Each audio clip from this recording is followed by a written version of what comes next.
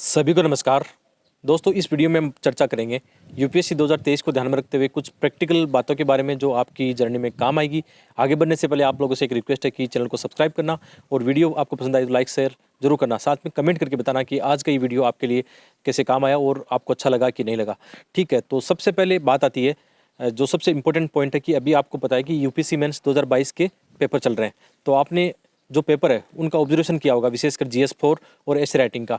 तो इस साल के जो पेपर है उनके देखने से ये पता लगता है कि आपको कौन सी दिशा रखनी चाहिए नेक्स्ट ईयर में। और सबसे इंपॉर्टेंट बात है कि प्रीवियस ईयर के जो पेपर है, जैसे मैंने ये देखा कि प्रीवियस ईयर क्वेश्चन से काफ़ी क्वेश्चन डायरेक्ट रिपीट हुए हैं। विशेषकर जीएस 3 के अंदर 3 क्वेश्चन बिल्कुल डायरेक्ट थे। तो यदि आप प्रीवियस ईयर क्वेश्चन देखते हो तो आपको एक नई दिशा मिलती है और सही ढंग से आप अपनी तैयारी को आगे बढ़ा सकते हो। जीएस फेस्ट में आप देखोगे कि इसमें क्या हुआ कि एनसीईआरटी किताबों से ज़्यादा क्वेश्चन आए, जैसे ज्योग्राफी के सेक्शन से टू दी पॉइंट जैसे क्वेश्चन आते हैं, जिनको फैक्चुअल क्वेश्चन भी कह सकते हैं, जैसे रोक वाला जो क्वेश्चन था। इसके अलावा महासागरीय जलधारा वाला क्वेश्चन बिल्कुल एनसीईआरटी से, और डायरेक्ट ये लगता है कि एनसीईआरटी की किताबें हमारे बेसिक्स में होनी चाहिए। और ऑफिशियल जो एनसीईआरटी किताबें, ओरिजिनल किताबें, वही आपको ज़्यादा पढ़नी चाहिए, क्योंकि वहाँ से एक अच्छा कंटेंट आपको प्री और मेंस के लिए मिल जाता है। और आपने ऐसे राइटिंग में और देखा होगा कि ऐसे राइटिंग में जितने भी ऐसे हैं लगभग वही सेम पैटर्न रहता है कि फिलोसफिकल चीज़ें जा रही है। और यहाँ पे बच्चे कमेंट करते हैं कि सर फिलोसफिकल चीज़ें हमें समझ में नहीं आती। तो मैंने ऐसे राइटिंग को लेकर वैसे अच्छे खासे वीडियो बना दिए हैं। फिलोसफिकल कोई ऐसे अलग से ऐसे नहीं होता है, बहुत ही सिंपल ऐसे होता है।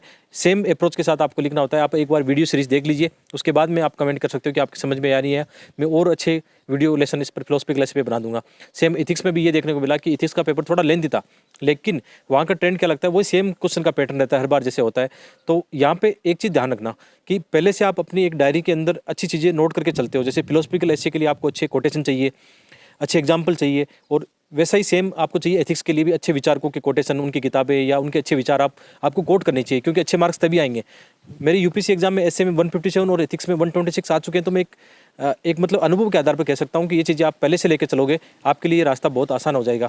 और साथ में एक चीज़ आपको बहुत इंपॉर्टेंट बताता हूँ जो मैं खुद भी फॉलो करता हूँ। जैसे कोको एफएम पर हज़ारों ऑडियो बुक्स और समरीज होगी जो हमारे सिलेबस से मैच करती है, विशेषकर ऐसे और इथिक्स से। जैसे यहाँ पर जो बड़े महान थिंकर होते हैं, जैसे महात्मा गांधी है, महात्मा बुद्ध है, अम्बेडकर है, या वेस्टर्न जो थिंकर है, उनकी अच्छी ऑडियो बुक मिल जाएगी जिनको आप कोट कर सकते हो ऐसे में। और वहाँ के जो आइडियाज़ है उनको आप एग्जाम में इस्तेमाल कर सकते हो। मैं भी ऐसा करता हूँ, वीकेंड में सुनता हूँ। कोको एफएम को आपको निश्चित रूप से फॉलो करना चाहिए। इसका लिंक वीडियो के डिस्क्रिप्शन में दिया गया है।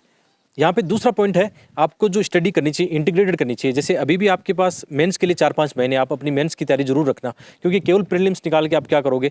यहाँ से ये होता है कि थोड़ा स्ट्रेटेजिक आपको प्लानिंग करनी चाहिए कि जैसे इस समय आपको प्री और मेंस दोनों को साथ लेकर चलना चाहिए, विशेषकर दिसंबर और जनवरी तक, ताकि आपका मेंस का भी एक अच्छा कंटेंट तैयार हो जाए। आप अपने ऑप्शनल सब्जेक्ट को भी यहाँ से तैयार करके पहले से चलो। तो हमेशा ध्यान रखना, केवल प्रीलिम्स नहीं, इंटीग्रेटेड प्लान यानी प्री और प्लस मेंस, ये सबसे अच्छा तरीका रहता है। तो इंटीग्रेटेड प्लान ही आपकी पढ़ाई का सबसे अच्छा तरीका है, इसी को आप आगे लेकर बढ़ना। तीसरा पॉइंट यहाँ पे मैं ऐड करना चाहूँगा एनसीईआरटी किताबों का।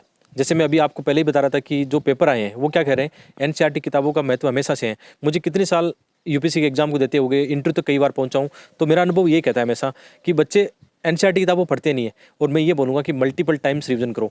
यदि आप अभी 2024-25 में एग्जाम दे रहे हो तो इनको 5 से 10 बार पढ़ जाओ, बहुत इंपॉर्टेंट है। हर एक टॉपिक की एनसीईआरटी को लेकर मैंने अच्छे खासी वीडियो बना दी कि कौन सी एनसीईआरटी आपको फॉलो करनी चाहिए। फोर्थ पॉइंट यहाँ पे होता है न्यूज़पेपर।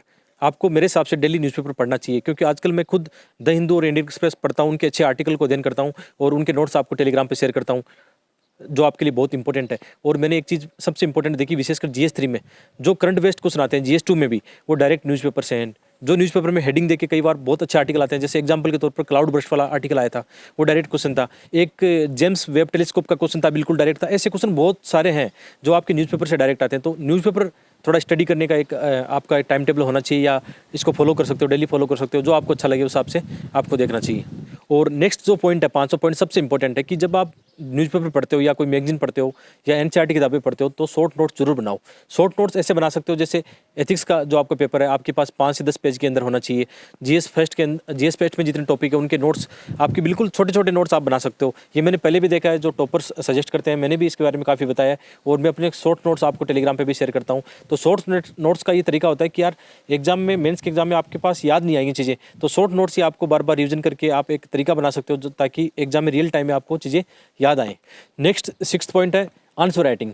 आंसर राइटिंग का एक बड़ा रोल होता है, मैं जानता हूँ इस बात को। जो इस साल के पेपर है मैंने देखे कि यदि आप आंसर राइटिंग सही से नहीं करते हो, सबसे पहले तो आप चीज़ों को सही से ढंग से पढ़ते हो और उसके बाद में जब उनको अप्लाइड करते हो कागज़ पर आंसर राइटिंग के रूप में, तो यहाँ पे एक तरीका आपके पास होना चाहिए कि आप पहले से चीज़ों को लेके चलो। इसमें आप चाहो तो टॉपर्स की कॉपीज है वो देख सकते हो। मैंने आंसर राइटिंग को लेकर इतने वीडियो बना दिए हैं, और जब भी मैं, जैसे अभी अब हमारी एक सीरीज चल रही है, इकोनॉमी सीरीज चल रही है, उसके अंदर जब भी मैं आपको कोई कंटेंट पढ़ाता हूँ, उससे पहले मैं ये बताता हूँ कि क्वेश्चन को कैसे सोल्व करना चाहिए, उसको तोड़ के बताता हूँ।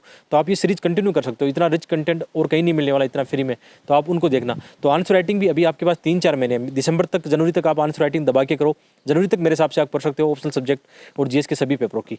और नेक्स्ट जो पॉइंट है आत्मविश्वास, क्योंकि बहुत सारे बच्चे इस जर्नी के अंदर क्या करते हैं, घबरा जाते हैं, आत्मविश्वास नहीं रहता है, कभी उनके दिन अच्छे नहीं चलते हैं, कभी पढ़ाई होती है या नहीं होती है। तो मेरा ये मानना है कि आपका जो आत्मविश्वास है ना, वही आपको आगे ले जाएगा। और हमेशा मतलब अपने अंदर ये विश्वास रखना कि मेरा एक ना एक दिन हो जाएगा, क्योंकि यूपीएससी की जर्नी टफ जरूर है, लेकिन लगातार सतत रूप से आप मेहनत करते हो तो उसके परिणाम निकलते हैं।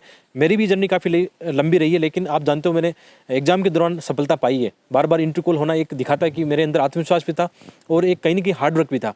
ठीक है, फाइनल सिलेक्शन कई बार नहीं होता है, सभी लोगों का एक साथ नहीं होता है, कुछ आप जानते हो समस्या आ सकती है उसमें, लेकिन यदि आप ईमानदारी से मेहनत करते हो तो आपके रास्ते, हज़ारों रास्ते आपके सामने खुले रहते हैं।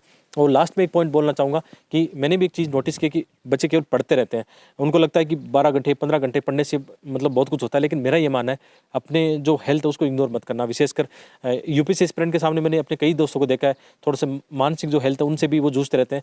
तो यहाँ पे मैं अपना अनुभव बताऊँगा कि आप थोड़ा सा ना हेल्थ को ध्यान रखो, विशेषकर आप योगा मेडिटेशन कर सकते हो। ये प्रैक्टिकल टिप्स है जो मैं आपके साथ साझा करना चाहता हूँ। मैं खुद इन चीज़ों को फॉलो कर चुका हूँ, इसलिए ये आपके साथ मैं अपनी बातें बता रहा हूँ। और ये जितनी भी बातें हमने की प्रैक्टिकल पॉइंट है, यदि आप इनको सोचते हो, थोड़ा मनन करते हो, तो ये सब चीज़ें आपके काम आने वाली है। और बीच में हमने जो कुको एफएम का जिक्र किया था, उसका लिंक वीडियो को डिस्क्रिप्शन में दिया गया है, और इसकी प्राइस बहुत कम है। वैसे तो इनकी साल भर की प्राइस 400 रुपये होती है, लेकिन आपके लिए एक डिस्काउंट अभी है।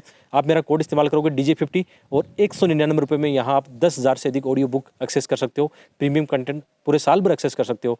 तो लिंक वीडियो को डिस्क्रिप्शन में एक बार जरूर देखना, ये आपके लिए हाईली रिकमेंडेड है। धन्यवाद।